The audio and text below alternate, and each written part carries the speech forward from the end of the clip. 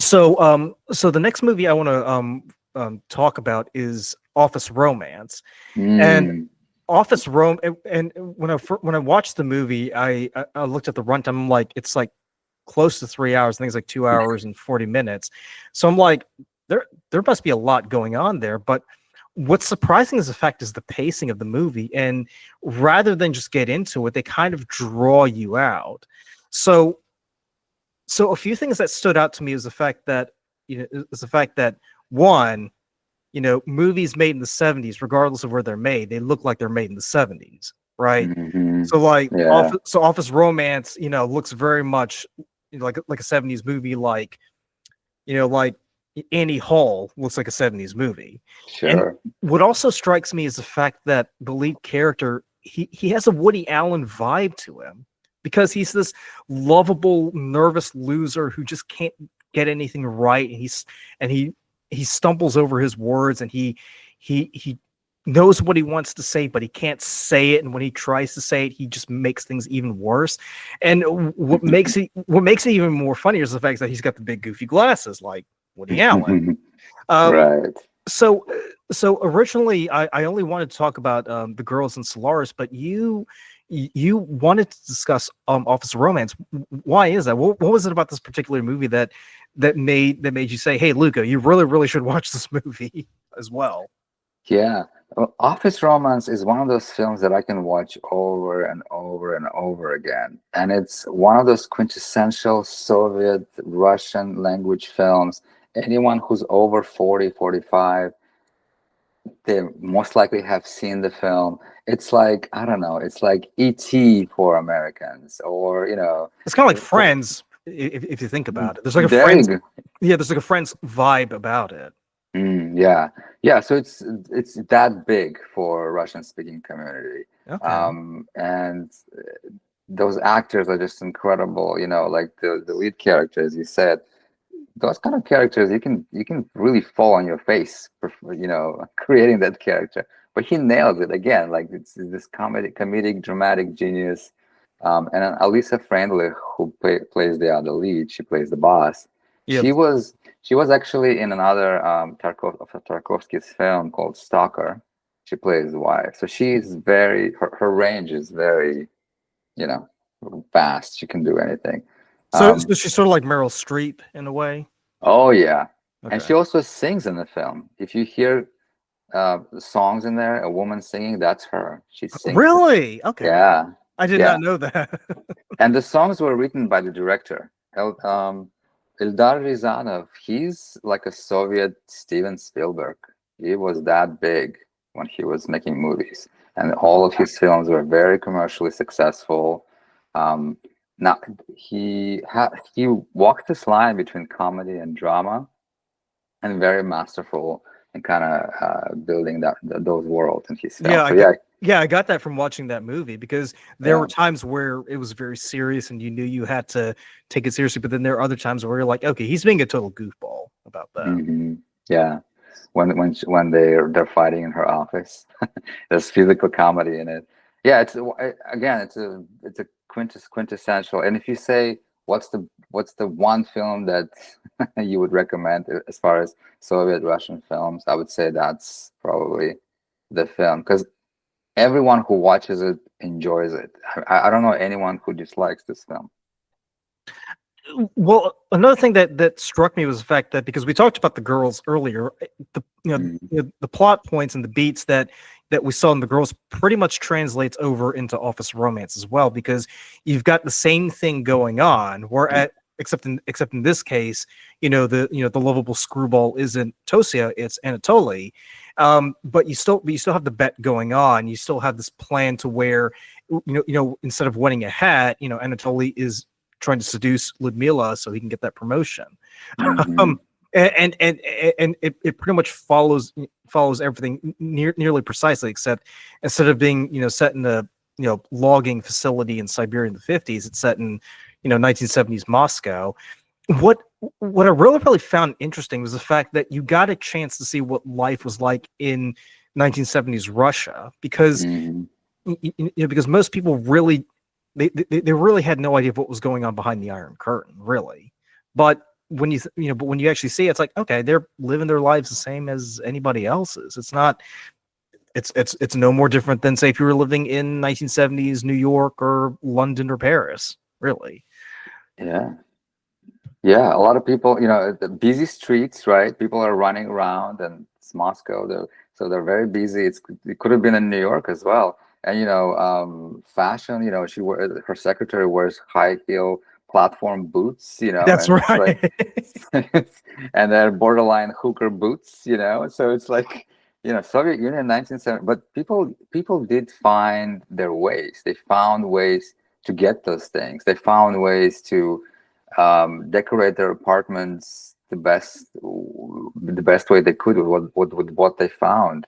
So yeah, they lived their lives like anyone else. And yes, there was a political oppression kind of undercurrent, but people are people, and they need to laugh, and they need to love, and they need romance, and they need to work. And there's characters and a couple of supporting characters. There's one guy who sits at his desk, and these beautiful women in short skirts keep passing by him. Oh wait, that's the guy who everybody thought died, right?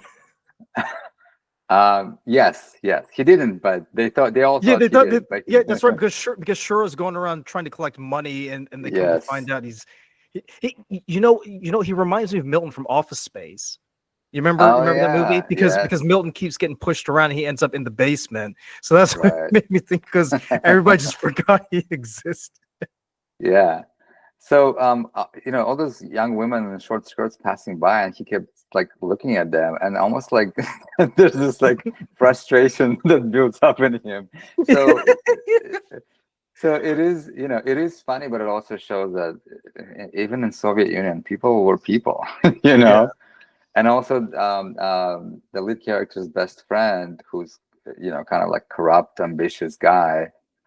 When he invited them over to his apartment, they're all like staring at this lamp thing that's hanging like a Oh fixture. yeah. Oh yeah. Yeah, Yeah. And he says, it's really, really big in Western Europe. yeah. He It was just that, it was that mobile thing. right. It was spinning, rotating. So he got it somewhere overseas, which was very like a big deal because not everyone could go abroad.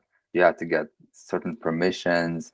It wasn't easy to travel outside of the country. It was very Yeah. restricted. Yeah, because he went to Switzerland, didn't he? And what Right. struck me is the fact that when he first comes in, he gives the secretary like this big, huge carton of Marlboros, right? Mm, And then later on, when he and Anatoly and that blonde lady, they're congregating, he's like he's insisting that Anatoly take a Marlboro and smoking. And mm. he's like, oh man, like I very much prefer the tobacco of the fatherland. Right. They just had me laughing right there. Yeah. So very few had access to traveling abroad, and very few. And that's the character, right? He's very ambitious. He kind of knows his way around the system, and he knows where to kiss ass, and he knows how to talk people into things. So he's very corrupt and very kind of manipulative. Yeah, and that's it was very much prevalent at that time in Russia. That you had to be like that to be able to enjoy those things. Yeah, because this was like set during the era of Brezhnev, and Yeah, that's when corruption was at its highest, wasn't it? right. Hmm. So Yeah, so that actually leads me to another point, because in that movie we have two separate plot points running parallel to each other. So we got Anatoly, who's bumbling, trying his best to seduce Ludmila into getting that promotion. But then you also have Yuri, who's, as you say, he's being very flashy and being very arrogant. And he reconnects with one of the employees, Olga, who they used to go to school together. Now, here's the thing that kind of confused me, and I'm wondering if maybe you can help clarify this. Was Yuri sort of leading her on and saying, there is something could happen between us, or did Olga just imagine it all in her head? Because you see later on, she's like writing all these like letters and stuff, and like delivering it to the secretary to deliver to him. But hmm I wasn't entirely sure if he sort of initiated it, and she kind of like, followed him, fell into the trap, or she was just imagining it all in her head. Like, Hmm. I was wondering if you can help answer that. Oh, sure. And that's that. We gotta give credit to to the screenplay writer who wrote it. It's very sort of masterfully, that element of the story very masterfully done. Yeah, It's it's very not. subtle. Yeah. It's very subtle because we we don't know whose fault it is, but somehow we do root for the woman because she was, very more authentic than the guy. But he Mhm. didn't really, he kind of led her on, but he wasn't really like he was. He also told her he's always told her, "I'm married. This is my wife. I have a wife." But they did have a romance in the past when they were young, I guess. And Yeah. he broke her heart, and she never moved on. So in a way, it's her fault. She never moved on. So it's very well written, I think, that part of the story. That's why we never kind of nail it. Like we never know who to blame. And I think that's the beauty of any emotional dynamic. There's always two sides to everything, and it's everything layered. In every relationship, everything is layered. It's not black and white. Um, yeah, I really like how they execute that storyline. Yeah, Definitely. and you really feel for Olga too, because Hmm. she's in the situation where her husband, I think her husband's at a health spa or something, because he's recovering from surgery, so she's all by herself. And then she sees Yuri, and it brings back all these memories from her youth. Yeah. So she kind of allows herself to get wrapped in this romance. And I kind of feel like with Yuri, like I said, I'm not entirely sure if he's sort of leading her on, or if he's like oblivious, or if he's just playing along just to mess with her. But but but I think with that storyline, it starts off as funny, but then it becomes a bit tragic, right? Hmm. Whereas with Anatoly, it starts off kind of tragic, but it ends up being comedic at the end. I It's know. kind of the Hmm. reverse in this case, because you remember near the end where they meet up and she asks him to return the letters to her, and he's like, you were very poetic. I didn't know you could. I didn't know you could write like that. They were very, very beautiful. But she becomes very dismissive and very cold-hearted about that. She almost has like an Anfisa characteristic about her, right? Hmm. It's, Yeah. it's like it's like Anfisa in reverse, because Anfisa goes from being cynical to sort of believing. Olga, she believes in her heart that there could be something between them, but by the end she's like, no, we're just coworkers, and if I see you in the hall, I'll say hi, but Yeah. we're just colleagues. Yeah. And that's the key element in the storytelling, that characters need to change, right? In commercial films like this, like Yeah, every character need to start somewhere. There's always an arc to each character. So again, they don't neglect the supporting characters here. They give them something to work with. They give them point A, the arc that goes from point A to point B, and they change drastically by the end. Yeah, so I really like that. And um, again, it's a very layered dynamic, and I think he was also narcissistic, and he enjoyed yeah. that attention. But then when it went too far, and she wanted to pull back, and now he's kind of going after it. It's a very stereotypical narcissistic behavior. So Yeah, because yeah. everybody is telling him, "Hey, you need to let her down easy." Yeah, right. Absolutely. And again, those brilliant actors in supporting roles, everyone in this film, at least the five top billings, actors and actresses in this film, they are very much prevalent in Soviet cinema. Every movie you see, you'll see one of these actors in a leading role and supporting roles. They're all just really great. Well, what I really, really love about this movie is the fact that it could very well have been a movie written by Woody Allen. Um, Hmm. because all the plot points, all the beats, the cadence, the rhythm of the movie was there, right? Yeah. Because if you've seen a Woody Allen film, you'll understand that there are comedic elements to it, but there's also a tragic element to it. So Hmm. like the big one that comes to mind is Annie Hall, where it's comedic and yet dramatic at the same time. Because Yeah. as much as Woody Allen wants to be with Annie Hall, and they try their best to make it work, at the end it just doesn't work out. So when Hmm. so when you see that storyline between Olga and Yuri, a part of you feels like maybe this shouldn't happen, but at the same time, you sort of want it to succeed because you can see Olga is just trying so hard to make it work, and yet Right. Yuri is just he could care less. Like he's more enamored with the car that he got than Olga's love letters, even though he later on admits that he really found them enjoyable. But what I also love about the fact is that Anatoly is, like I said, he's this guy who he's this nervous, bumbling fool who knows what he wants, and he even says at the beginning of the movie, "Hey, I'm meant for bigger things. I can't just be sitting here crunching numbers the entire time." And how relatable is that? You know, Yeah, that's exactly. But what I also find a bit frustrating, and please feel free to chime in, is the fact that you kind of feel at some point you got to start standing up for yourself, yeah. and you also feel for Yuri as well, because Yuri is kind of pushing him. He's putting him in these situations to where, hey, maybe you can try to like talk to her now or do it now, but but Anatoly just keeps coming up with excuses like, oh, I don't know, like she'll just say no, or she yelled at me about fudging up the report, so I don't know how she feels about that. What did you think about the lead character Anatoly and his relationship with Ludmila and his development? I relate to that character on so many levels. You know, like what you said. You know, there's ambition, but he's not really pushing enough. He's scared. He has a lot of insecurities, and he's worried of being yelled by a boss. Yeah, yelled at by a boss. Yeah. And it's just funny, and the way he expresses that.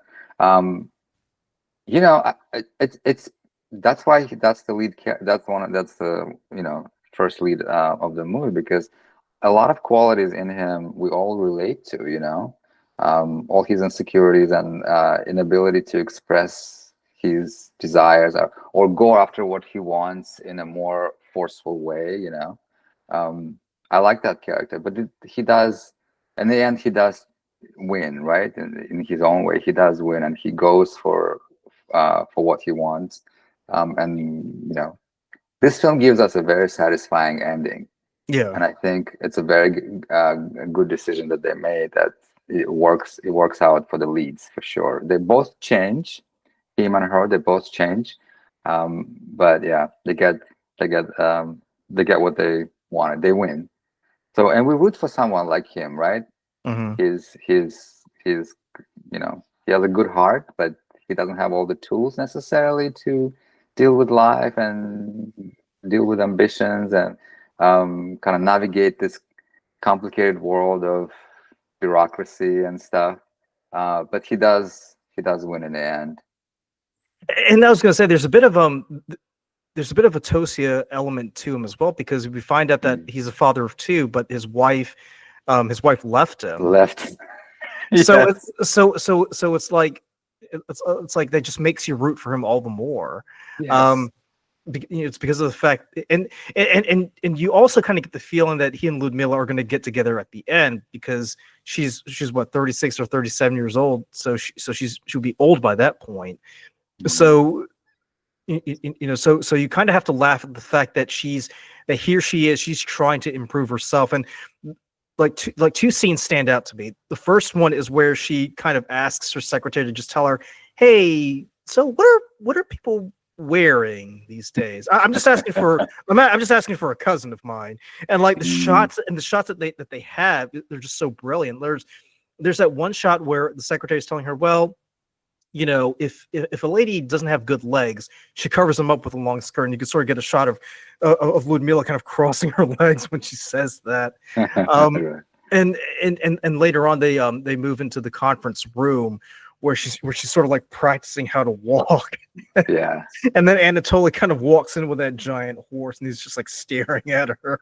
Right. Милый, это же можно только под наркозом. Выщипывать. Да и это не главное. That's right. I love that scene. It's and it's also a little bit about fashion, so I relate to it too. Yeah, exactly. We all could use a little makeover.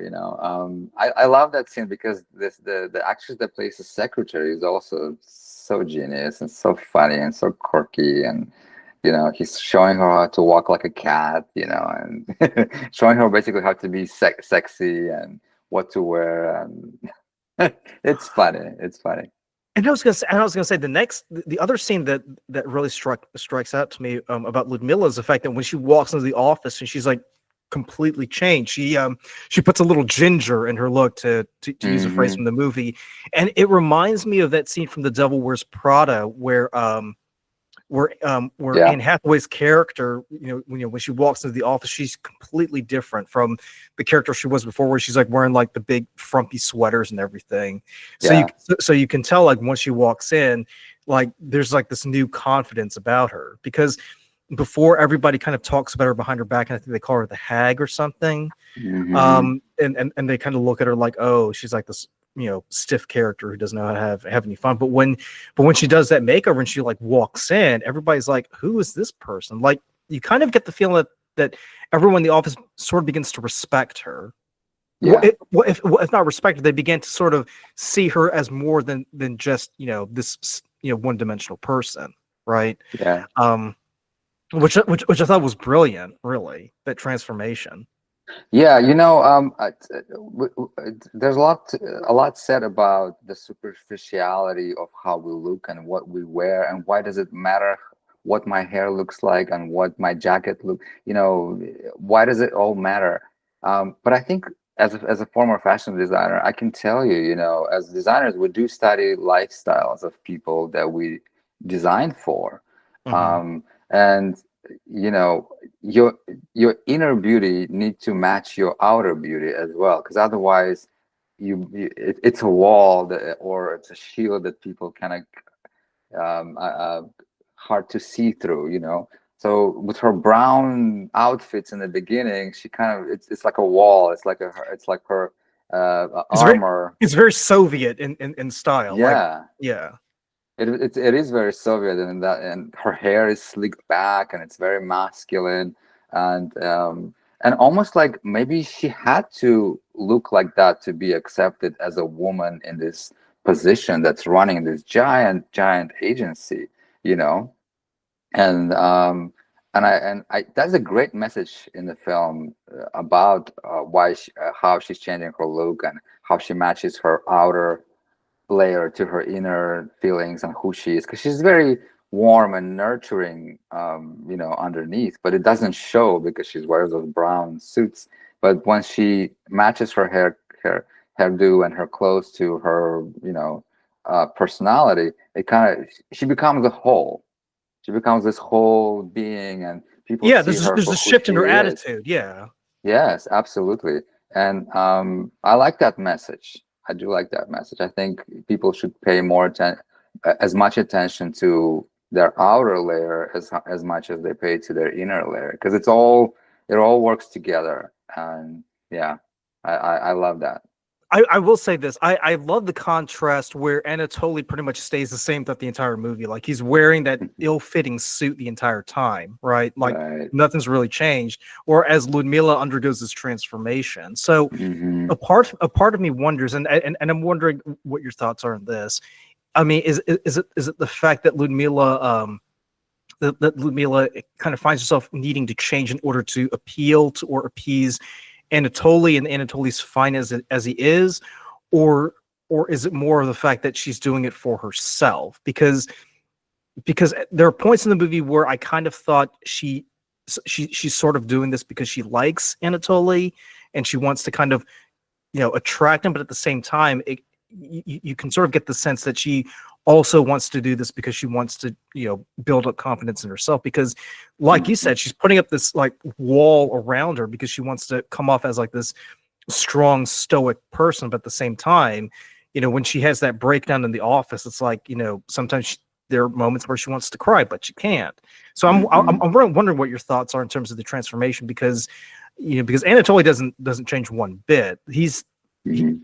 I mean, he changes somewhat where he kind of asserts himself, but for the most part, he remains the same throughout the film. Right. So I'm just wondering what you think. Oh yeah, absolutely. So his changes is more internal, much more subtle. Yeah, he becomes more forceful and more assertive, and maybe it's playing a little bit into stereotypes of what men should be like versus what women should be like. You know, Yeah. why this film kind of has that little tone, but let's keep in mind that it's 1977. You know, Yeah, so so it's common throughout the world, not just not just in right. Russia. Women are supposed to take care of the way they look, and Oh, that's you remember that? You remember the very beginning where he talks about the ritual that women do every morning, right? And right. they're like plucking their eye, and the secretary even mentions it too. She's like, she's like, thick eyebrows are not your friend, and Ludmila's like, isn't that going to hurt? She's like, well, we got to put up with the pain, to look good. There's a genius montage at the beginning of the film where all these women walk in and they pretty themselves up before they start working. Yeah. It's a bit of a stereotype that women, pay more attention to how they look like as opposed to men. Nobody expects men to be fashionable. Yeah.